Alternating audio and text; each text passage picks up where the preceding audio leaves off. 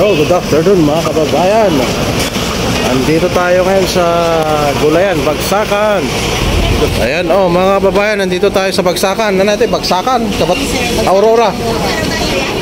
Bagsakan ng gulay dito sa Aurora, Isabela, mga kababayan. Nandito tayo at tumitingin tayo dito ng gulay kung ano. Ito daw, yung assorted. Tawag dito na. Assorted. Ayan, assorted.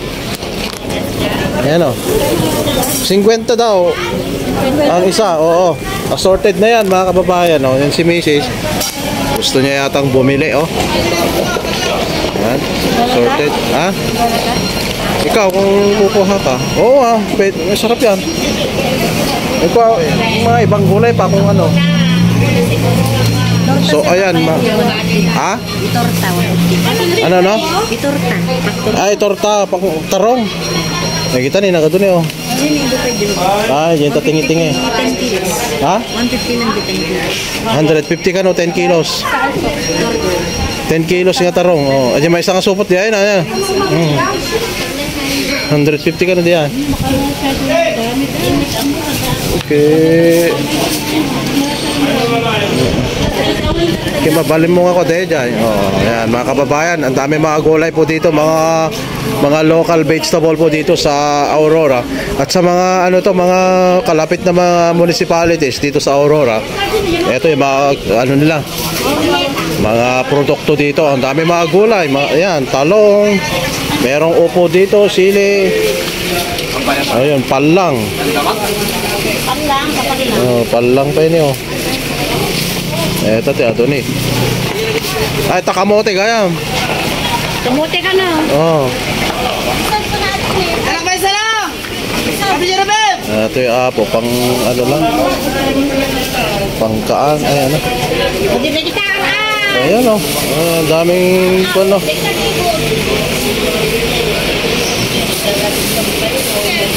ayan, sigarilyas.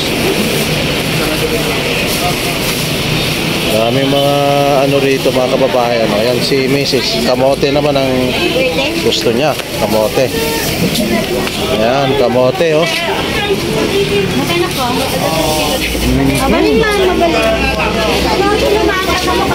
Ayan, masarap yan. 180, 170 and then 200. Ito ang buhay dito sa Bagsakan ng gulay. Dito sa may Aurora, Isabela. Ayan mga kababayan. Meron silang building dito. Maluwang din naman tong building. Mahaba mga kababayan tong building nila rito. Merong mga bumibili, may nagbabagsak. Ayan Ito yung binili ni Mrs. mga kababayan.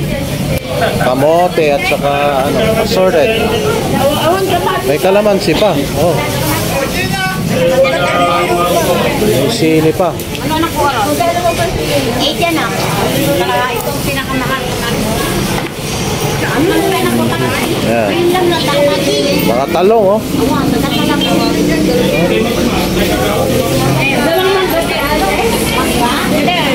Talong ko talong. Mahal ka talong ko Matingin niyo, malamay sa kanila. Dito tika anak Ayan Kamatis.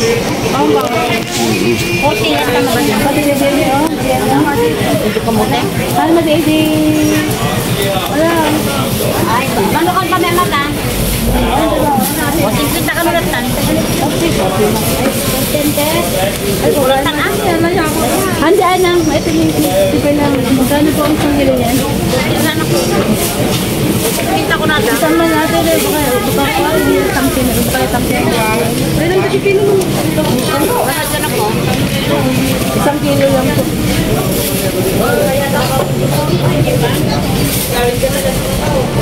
Ayan, pinili ni Mrs. Meron tayong dyan. Okra. Ayan, okra ang pinili niya. Ito sa bayan na. Magkano sa ba? Okra. So yan ang buhay dito sa may bagsakan mga kababayan. Merong mga parating na mga gulay at dito lang bumabagsak. At yung mga mga buyer din naman na binabagsak sa mga iba-iba mga municipality. Dito rin sila kumukuha. Ayan daming mga sasakyan dito. Ayan mga kasasakyan So kung meron tayong produkto dito sa dito sa maluwang yung ating mga tinatanim na gulay, po pwede rito mga kababayan, ibagsak mo lang rito at bibilhin nila. Ayan mga kababayan, ang dami, may kalamansi, merong talong na puti, awan, dami, sari-sari ito ni dapat ito prutas diyan kabayan na tawa mo lang diyan. Doon pa sa may kabila kalabasan ayan kalabasa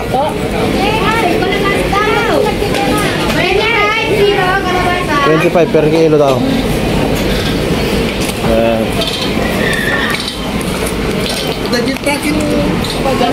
Ayan, mga upo lang mga upo. Mga kababayan, ito yung bagsakan dito sa Municipality of Aurora. Ayan, right along the way mga kababayan, right along the highway. Babalik tayo to. Pare-parehas lang naman pala. Mga kababayan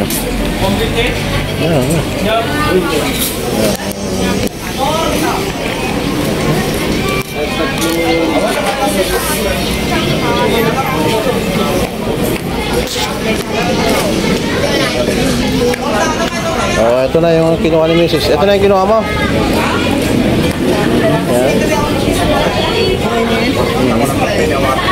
Tara na, sili awan. Ayaw mo ang sili.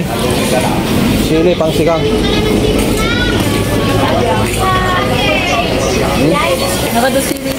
Ay, maraming sili ba doon?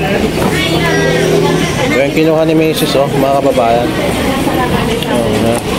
Magkano naman ang presyo ngayon? Presyo ng mga gulay, talong, ganon. 15 lang po talong? Ay, yung mga good. Pag wholesale 150 per kilo. Yung ayan, 10 kilos 150. Ay, 10 kilos 150 yun.